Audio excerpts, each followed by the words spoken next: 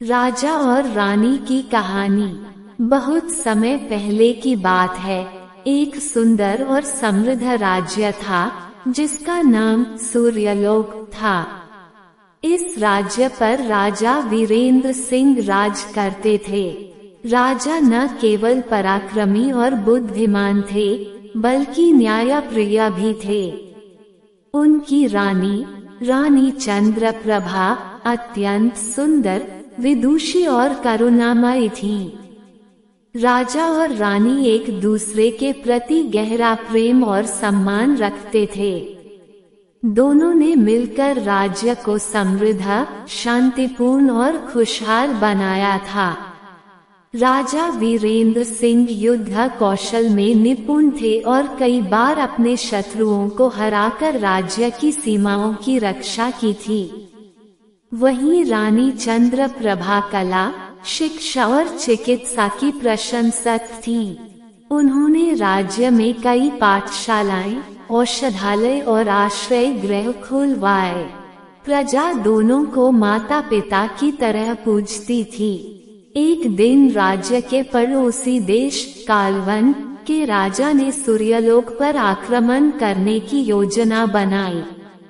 राजा वीरेंद्र को जैसे ही इस बात की जानकारी मिली, उन्होंने तुरंत युद्ध की तैयारी शुरू कर दी।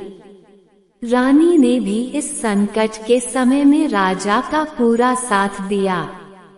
उन्होंने घायल सैनिकों की देखभाल के लिए चिकित्सकों की टीम तैयार की और सैनिकों को प्रोत्साहन देने के लिए स्वयं युद्ध के मोर्चे पर पहुंची। कई दिन तक युद्ध चला। राजा वीरेंद्र सिंह ने अपनी रणनीति और पराक्रम से कालवन के राजा को पराजित किया। इस जीत के बाद राजा की कीर्ति दूर दूर तक फैल गई। परंतु इस युद्ध में राजा को गहरी चोटें आई थीं। रानी ने उनकी सेवा में कोई कसर नहीं छोड़ी और अपने हाथों से उन्हें ठीक किया। इस घटना के बाद दोनों के प्रेम और भी गहरा हो गया। कुछ वर्षों बाद राजा और रानी ने राज्य की जिम्मेदारियां अपने पुत्र युवराज अजय को सौंप दी और तपस्वी जीवन अपनाया। उन्होंने पहाड़ों में एक आश्रम बनवाया जहां वे ध्यान, पूजा और परोपकार के कार्यों में लगे रहे। उनका जीवन एक मिसाल बन गया, राजधर्म, प्रेम, सेवा और त्याग का संगम। आज भी सूर्यलोक की जनता राजा वीरेंद्र सिंह और रानी चंद्रप्रभा की कहानियां अपने बच्चों को सुनाती है। उनकी मूर्तियां नगर के मुख्य चौक पर लगी हैं और हर वर्ष उनकी स्मृति में उत्सव मनाया जाता है।